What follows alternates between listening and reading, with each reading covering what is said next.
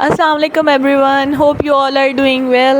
So welcome back to our YouTube channel NMD Cat Sport. आज हम आपके साथ एक नई वीडियो शेयर करेंगे जो कि NMD Cat टेस्ट या आपके किसी भी टेस्ट की रूटीन को लेकर होगी। जो रूटीन हमने फॉलो की वो हम आपके साथ शेयर करेंगे, जो आपके लिए बेनिफिशियल हो सकती है, आपकी हेल्प कर सकती है किसी ना किसी तरीके से। तो जैसा कि अब हमें पता है कि NMD Cat में टाइम बहुत कम रह चुका है, मतलब लाइक 2 मंथ्स रह गए हैं ऑलमोस्ट। तो अब उसके लिए ये होता है कि आप लोग अपनी एक रूटीन सेट करते हो कि हमने डेली बेसिस पे ये काम करना है। एक पूरा आप प्लान करते हो कि इन 15 डेज़ में हमारे पास इतना ख़त्म हो जाना चाहिए, हमारा सिलेबस इतना कवर होना चाहिए एंड नेक्स्ट 15 डेज़ में हमने ये करना है। सो वो एक प्रॉपर आपके साथ आज शेड्यूल शेयर करती हूँ मैं। तो उसके लिए अगर अभी आपने चैनल को सबसे पहले सब्सक्राइब नहीं किया तो काइंडली प्लीज़ जाके चैनल को सब्सक्राइब करें और वीडियो को लाइक शेयर ज़रूर करिएगा। अच्छा, तो सबसे पहले मैं क्या करती थी कि सबसे पहले आपने किसी भी चीज़ को स्टार्ट करने से पहले ये डिसाइड करना होता है कि आप किस तरह ख़ुद मैनेज कर सकते हैं। हर बंदे की एक डिफरेंट पेस होती है कि वो उसके अकॉर्डिंग काम कर सकता है। तो आप लोगों ने पहले ये डिसाइड करना है कि आप लोग पर डे कितने चैप्टर्स विद प्रैक्टिस ईज़िली कर सकते हो। हम लोग इस तरह डिसाइड कर लेते हैं कि आप लोग पर डे जो है हर सब्जेक्ट का एक एक चैप्टर करो। मतलब अभी हमारे पास 2 मंथ्स हैं तो हम इजीली उसको कर सकते हैं, फर्स्ट ईयर और सेकंड ईयर को मैनेज। सेकंड ईयर हमने बिल्कुल फ्रेश पढ़ी होती है तो उसको रिवाइज़ करने में हमें ऐसा डिफ़िकल्टी नहीं आ रही होती। लेकिन जो फर्स्ट ईयर होती है उसको थोड़ा टाइम हो गया होता है, हमने गैप आ जाता है एक, तो वो रिवाइज़ करने में मुश्किल हो रही होती है, हमें एक दफ़ा दोबारा पढ़ना पड़ता है। तो सबसे पहले आपने अपना टारगेट ये सेट करना है कि आपने रात को 12 बजे सो जाना है और सुबह 5 बजे उठना है। आप लोग फजर पढ़ो, नमाज़, और सबसे इम्पॉर्टेंट चीज़ ये है कि नमाज़ को मिस नहीं करना। मतलब आप लोग पढ़ रहे हो, कुछ भी कर रहे हो, व्हाटएवर, लेकिन नमाज़ को मिस नहीं करना। तो उसके बाद आप लोग नमाज़ पढ़ो, कुरान पाक पढ़ो और उसके बाद एक कोई भी सब्जेक्ट ले लो और उसका एक चैप्टर करो कि मैंने नाश्ते से पहले, क्योंकि सुबह सुबह नाश्ता करने का भी दिल इतना नहीं अर्ली मॉर्निंग कर रहा होता, तो हम क्या करते हैं कि उसको एक चैप्टर कर लेते हैं। हम नाश्ते से पहले एक चैप्टर कर लेते हैं। तो वो आप लोग अपना टारगेट रखो कि हमने एक चैप्टर करना है। जिस तरह फ़िज़िक्स का सपोज़ हमने रख लिया कि एक चैप्टर करना है, आप लोग उसको करो। उसके बाद जब आपने नाश्ता करना है तो नाश्ता करने से पहले आप लोगों ने 10 मिनट ये रखना है कि फ़िज़िक्स के जितने भी फार्मूलाज़ हैं मैंने उनको रिवाइज़ करना है डेली बेसिस पे। अब 10 बजे तक हमारे पास ये काम हो गया, हमने नाश्ता कर लिया। उसके बाद बायोलॉजी पकड़ लो, उसका एक चैप्टर करो। अब बायोलॉजी के चैप्टर को थोड़ा टाइम लगता है क्योंकि वो लेंथी होता है, सारा थ्योरेटिकल होता है, तो उसमें टाइम लग जाता है। 3 घंटे आप लोगों ने उसके लिए लगा लिए हैं। उसके बाद आप लोग ज़ोहर की नमाज़ पढ़ो, खाना खाओ, 1 घंटा सो जाओ।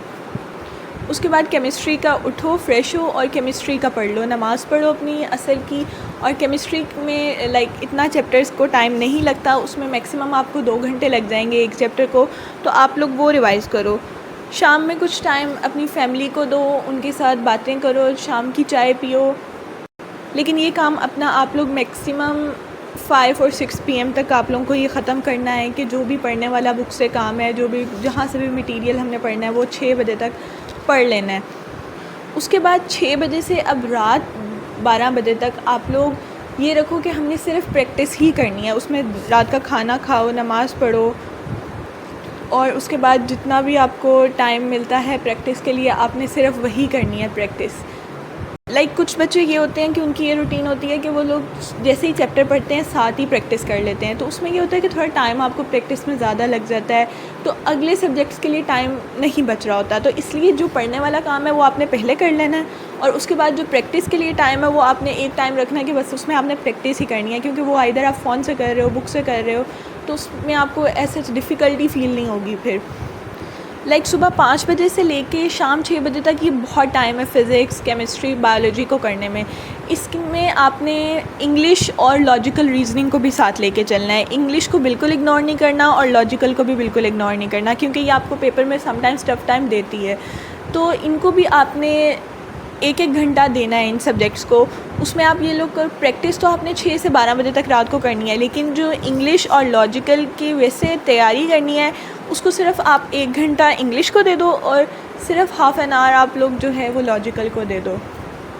तो इंशाल्लाह आप लोगों की तैयारी बहुत अच्छी हो जाएगी। और पहले आप लोग कोशिश करो कि अब ये जो टाइम है इसमें आप लोग फ़र्स्ट ईयर को पहले रिवाइज़ कर लो और फिर सेकंड ईयर को टाइम दो, क्योंकि सेकंड ईयर अभी आप लोगों ने फ़्रेश पढ़ी हुई है तो उसको टाइम नहीं लगेगा, लेकिन फ़र्स्ट ईयर को थोड़ा टाइम लगेगा, इसलिए वो पहले कवर कर लो और देन सेकंड ईयर को कर लो। और मैक्सिमम रिवीजन पहले टारगेट रखो कि हमने एक मंथ में ये अपना काम करना है, उसके बाद जो लास्ट वाला मंथ होगा उसमें आप लोग रखो कि 15 डेज़ में फ़र्स्ट ईयर सेकंड ईयर दोनों ख़त्म करनी है। और जितनी मैक्सिमम रिवीजन होगी और प्रैक्टिस होगी उतना इंशाल्लाह ताला आपका टेस्ट बहुत अच्छा होगा। और अपने प्रैक्टिस के सोर्सेज़ को बहुत ज़्यादा रिफ़ाइंड रखना आप लोगों ने।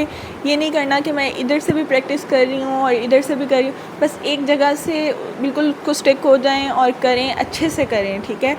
मतलब साइड्स पे ज़्यादा नहीं जाना कि एक साइड देख लें उस पे रखें। वाइस गोट पे बहुत अच्छे MCQs होते हैं और बहुत सारे पढ़े हुए हैं, तो वो आप लोग करें, वहाँ से करें। और आपके पास जो अपनी प्रैक्टिस बुक्स हैं उनको करें सिर्फ। और उसके बाद टेस्ट से पहले ये आप लोगों ने ट्राई करनी है कि आप लोग जो 1 वीक होगा टेस्ट से पहले उसमें आप लोग MCQs ज़्यादा सॉल्व नहीं करें, क्योंकि जब हम MCQs समटाइम सॉल्व कर रहे होते हैं और वो हमसे गलत हो जाए तो वो आपको टेंशन ज़्यादा देता है कि मेरा अभी तक MCQs गलत हो रहा है या ये वो। तो आप लोगों ने उस चीज़ को अभी माइंड में नहीं लेके आना। आप लोगों ने अपनी एक नॉर्मल पेस के साथ अपनी रूटीन को फॉलो करें और इंशाल्लाह हो जाएगा। तो ये मैंने आपके साथ थोड़ी अपनी रूटीन शेयर की है, मैं इस तरह करती थी।